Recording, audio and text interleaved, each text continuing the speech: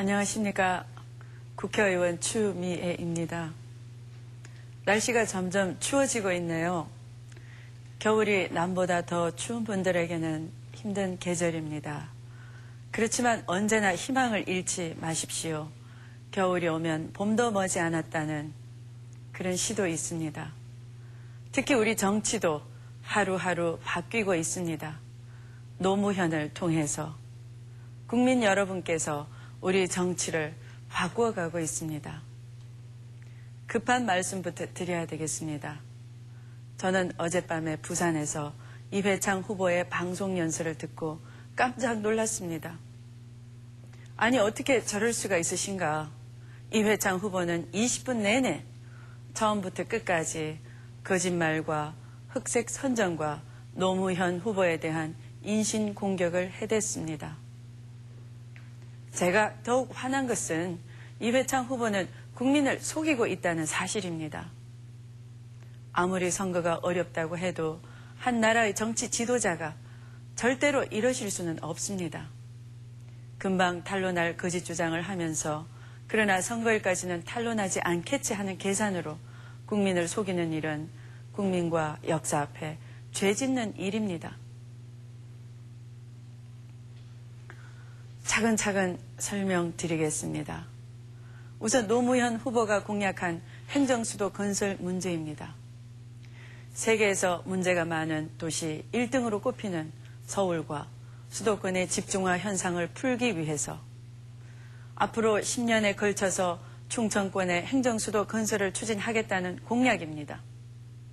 그러면 수도권과 지방 양쪽 다 지금보다 더 잘 살게 된다는 정책이지요.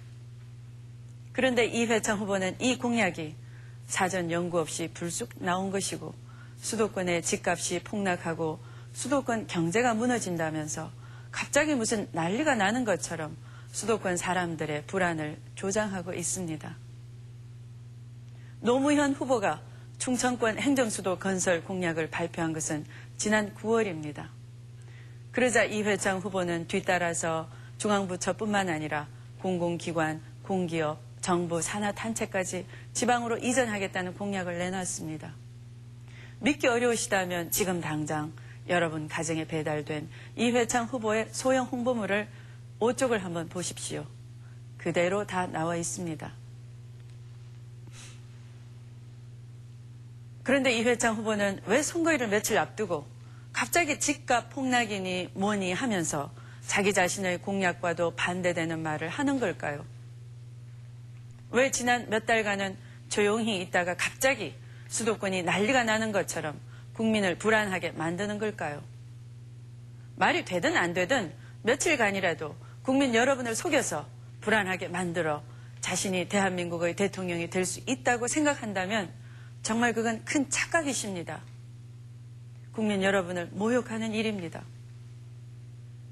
더 재미있는 일이 있습니다.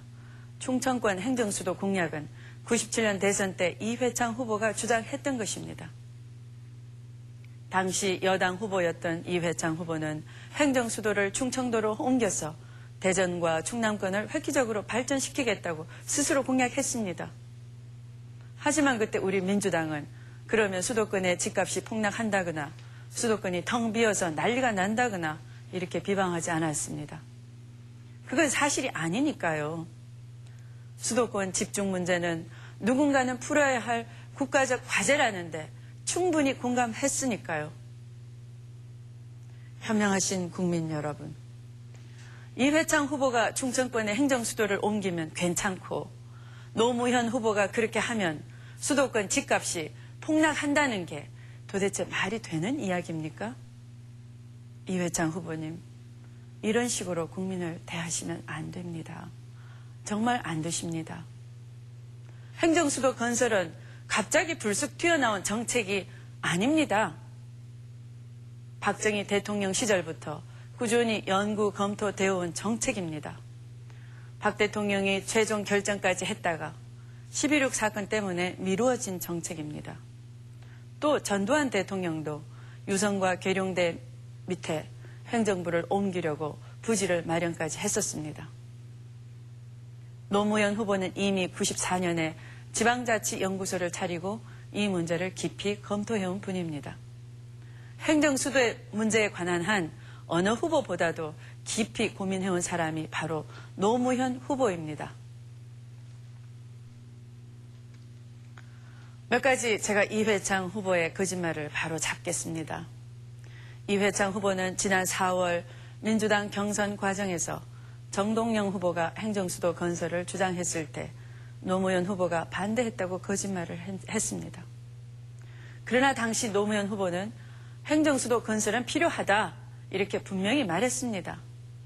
또 이회창 후보는 서초동에 대법원이 이사가면 강남 상권이 치명적인 타격을 받게 된다고 했습니다. 그러나 노무현 후보는 사법부의 독립성을 보장하기 위해서 사법부는 서울에 남는 것이 좋다 이렇게 말했습니다. 이회창 후보의 행정수도 건설 비용 40조의 주장에 대해서도 말씀드리겠습니다. 이 후보는 전남도청 하나 옮기는데 2조 5천억 원이 들었다고 했습니다. 그러나 사실은 정확하게 2,151억 원이 들어갔습니다. 이회창 후보는 이전 비용을 10배 이상 부풀려서 말했습니다. 아무것도 없는 벌판에 행정수도를 짓는다면 40조가 들 수도 있겠습니다. 그러나 충청권은 이미 도시 기반시설이 갖추어져 있고 고속도로와 철도가 들어와 있고 근처에 청주국제공항이 있습니다. 여기에 행정수도 건설하는 데는 수십조가 들 필요가 없습니다. 국민 여러분, 행정수도 건설 계획은 당장에 뭘 옮기겠다는 것이 절대 아닙니다. 노무현 후보가 대통령에 당선되면 철저한 준비와 국민 합의 과정을 거쳐 임기 말에나 기반 공사가 가능할 것입니다. 아마 실제 이전은 2010년쯤부터 단계적으로 시작될 것입니다. 찬찬히 생각해 보십시오. 지금 수도권 인구는 2,250만 명이나 됩니다. 그리고 매년 25만 명씩 늘어나고 있습니다. 그러니까 행정수도가 건설될 쯤이면 수도권 인구는 지금보다 200만 명이나 더 늘어나게 될 것입니다. 이 중 20, 30만 명이 몇 년에 걸쳐 천천히 이동하게 되는 것뿐입니다. 결과적으로 수도권 인구는 여전히 지금보다 200만 명쯤이 더 늘어나게 된다는 것이지요. 솔직히 말씀드린다면 행정수도 건설 계획도 수도권 과밀화 현상을 해소하는 데는 충분치 못하다는 얘기입니다. 그런데 이회창 후보는 수도권이 텅 비고 집값이 폭락한다면서 큰일이라고 합니다. 수도권 과밀화 현상에 대한 대안은 아무것도 내놓지 않고 당장에 무슨 난리가 나는 것처럼 국민을 거짓으로 선동하고 계십니다. 미국 워싱턴과 뉴욕의 관계를 한번 생각해 보십시다. 워싱턴이 행정수도가 됐다고 뉴욕 집값이 폭락하지 않았습니다. 오히려 세계 무역의 중심 도시로 뉴욕은 자리 잡았습니다. 캐나다 오타와와 토론토도 마찬가지입니다. 호주 시드니와 캔버라도 마찬가지입니다. 행정수도 따로 두었다고 경제수도의 집값이 폭락한 예는 지구상 어디에도 도무지 찾아볼 수가 없습니다. 이회창 후보가 예로 드신 독일의 본은 독일의 경제수도가 아닙니다. 본은 인구 30만의 소규모 행정도시일 뿐만 아니라 최근에 집값이 떨어졌다는 그런 뉴스도 저는 들어본 적이 없습니다. 이회창 후보와 한나라당이 행정수도 건설을 반대하는 또 다른 이유는 무엇일까요? 경쟁자가 제안하니까 반대하고 보자는 그런 것 말고 속사정이 있는 것 같습니다. 114평짜리 호화빌라 세 채에 사는 이회창 후보가 진정 우리 서민들의 집값 문제를 걱정해서도 아닐 겁니다. 바로 표가 많은 이 수도권 민심을 자극하고 유언비어를 날조해서 어떻게든 이겨보겠다는 그런 것 아닙니까? 충청권의 표가 적으니까 무시해도 좋다는 것 아닙니까?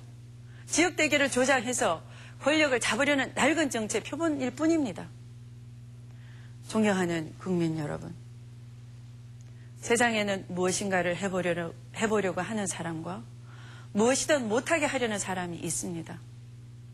세상은 무엇인가 해보려는 사람들에 의해서 발전해 왔습니다. 그러나 이회창 후보는 지난 5년 내내 무엇인가를 못하게 하려는 데만 매달려 오신 분입니다. 현명하신 국민 여러분, 제가 진짜로 화가 나는 일은 행정수도 건설을 못하게 될까 봐서가 아닙니다. 정치 지도자가 거짓 선동과 흑색 선전으로 선거일까지 며칠만이라도 국민 여러분을 속이려는 것이기 때문입니다. 누가 입술로만 정치를 하는지, 누가 가슴과 진실로 국민을 대하는지 국민 여러분께서 이제 잘 아실 겁니다. 존경하는 국민 여러분, 어제 텔레비전 보셨습니까?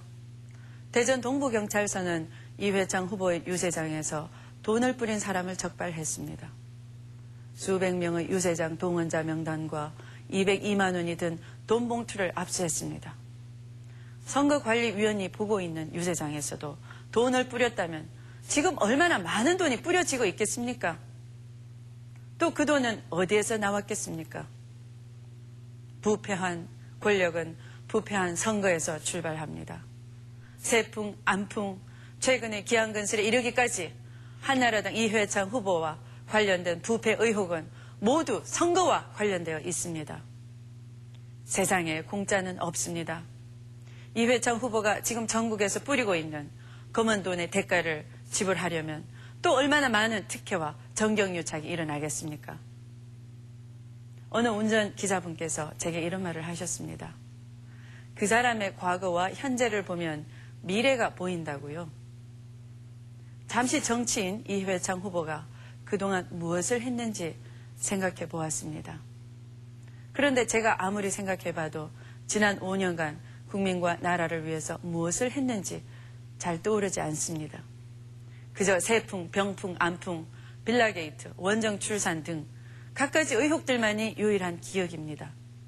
방탄국회, 폭로정치, 이른 보수정치, 영남에서의 장외 집회 등 낡은 정치의 모습들만 떠올랐습니다. 다시 노무현 대통령 후보를 생각해 봤습니다. 만약 노무현 후보가 90년 3당 합당 때 출세가 보장되는 길을 따라 나섰더라면 그는 지금쯤 한나라당의 중진 국회의원이 되어 있을 겁니다. 만약 그가 지난 2000년 국회의원 선거 때 부산이 아니라 서울 종로를 선택했더라면 지금쯤 민주당의 중진 국회의원이 되어 있을 겁니다. 하지만 지금처럼 대통령 후보가 되지는 못했을 겁니다. 저는 국민 경선 시작부터 지금까지 노무현 후보의 모습을 가까이에서 지켜봐 왔습니다. 국민 경선 때 노무현 후보는 측근 의원 한 명도 없이 돈도 한 푼 없이 시작했습니다. 그러나 경선에서 끝내 이겨 국민 후보가 됐습니다. 국민 경선 이후에는 DJ 정권의 실세라는 사람들이 터무니없는 주장을 하면서 노무현 후보를 흔들어 댔습니다. 그의 지지도가 추락했습니다. 노 후보가 괴로워하는 모습을 지켜봤습니다. 힘들다고 솔직히 저에게 토로할 때 저도 큰 힘을 보태주지 못해서 퍽 미안했습니다. 그러나 노무현 후보는 국민을 믿고 올곧은 길을 걸어왔습니다. 차츰차츰 국민들이 노무현 후보의 진실을 믿기 시작하면서 또다시 지지를 보내주셨습니다. 국민들이 노무현 후보를 다시 살려낸 것입니다. 실세들과 절세 정치인들이 떠난 자리를 국민들이 정성과 마음으로 메워주셨습니다. 10월부터 100원, 1000원, 만원씩 모인 희망돼지 분양과 온라인 후원을 통해 어제까지 67억 원이 모였습니다. 이런 과정을 거치면서 저는 정치인 노무현보다 인간 노무현을 더욱 신뢰하게 되었습니다. 노무현 후보는 작은 이익을 위해 대의를 벌이는 사람이 아닙니다. 어렵고 힘들 때는 원칙으로 돌아가서 결단하는 지도력을 갖췄습니다. 노무현 후보는 현 정권에게 빚진 게 없습니다. 민주당의 실세들에게 빚진 게 없습니다. 노무현 후보는 당선과 동시에 민주당부터 확 바꿀 것입니다. 저 추미애도 함께 해내겠습니다. 새정치의 뜻을 함께하는 역동성과 도덕성과 전문성을 겸비한 새로운 인재들로 민주당을 일신할 것입니다. 아울러 현 정권의 부패와 실정에 책임 있는 세력들과 사람들의 법적 정치적 책임을 엄중하게 물을 것입니다. 노무현은 오직 국민에게 빚진 후보입니다. 그는 진실을 담아서 말합니다. 보통 사람 한 분 한 분의 삶을 소중하게 생각하는 대통령이 되겠다고 다짐합니다. 정직하고 성실한 사람들이 땀 흘린 만큼 잘 사는 나라, 특권과 반칙에 통하지 않는 나라, 한번 실패하거나 좌절한 사람들에게도 다시 기회가 주어지는 따뜻한 사회를 만들겠다고 합니다.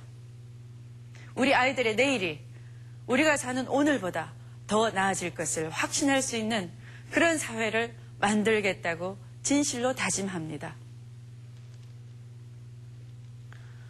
존경하는 국민 여러분, 폭락, 붕괴, 대결, 파탄을 말하는 이회창 후보와 번영, 발전, 평화, 화해를 말하는 노무현 후보 가운데 누굴 선택하시겠습니까?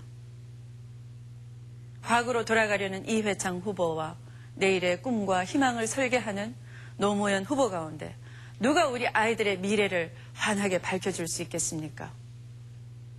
20대, 30대의 청년 여러분, 열심히 욕한 당신 이제 찍어라, 그런 말로 투표 참여 운동이 활발하게 벌어지고 있습니다. 여러분들이 정치를 멀리하면 할수록 낡은 정치가 연장됩니다. 여러분들이 정치를 외면할 때 쓰러지고 쓰러지면서도 원칙과 상식을 지켜온 사람들이 있습니다. 국민이 주인이 되는 정치, 깨끗한 정치를 위해 노무현 후보를 도와주십시오. 40대 이상의 장년층과 어르신들, 우리는 항상 아이들에게 바르게 살라고 가르쳤습니다. 그러나 우리 아이들은 학력 때문에 무시당하고 지방대학이라고 차별당하고 특권과 반칙 때문에 좌절했습니다. 부모님들이 가르쳐 오신 대로 바르게 살아온 사람들이 있습니다. 정직하고 성실하게 살아온 우리 아이들이 땀 흘린 만큼 잘 사는 나라를 만들기 위해 노무현 후보를 도와주십시오. 지난 87년 이후 대한민국의 모든 대통령은 취임과 동시에 반쪽짜리 대통령으로 전락했습니다. 지난 87년 노태우 후보는 36%의 지지율로 당선됐습니다. 선거가 끝나고 대구는 환호했지만 부산과 광주와 대전은 침묵했습니다. 그리고 지난 92년 김영삼 후보는 42%의 지지율로 당선됐습니다. 선거가 끝나고 부산은 환호했지만 광주는 침묵했습니다.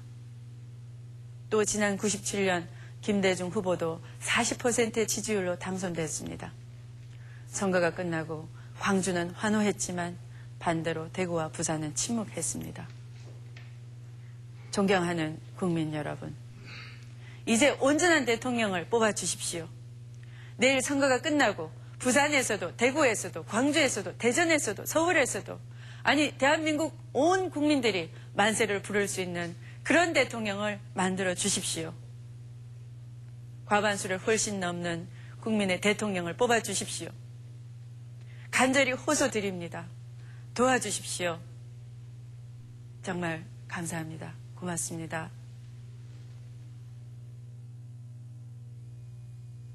이 방송은 공직선거 및 선거부정방지법 제71조에 의해 MBC가 중앙선거관리위원회의 지정을 받아 실시하는 프로그램으로 연설 내용은 MBC와 관계가 없습니다.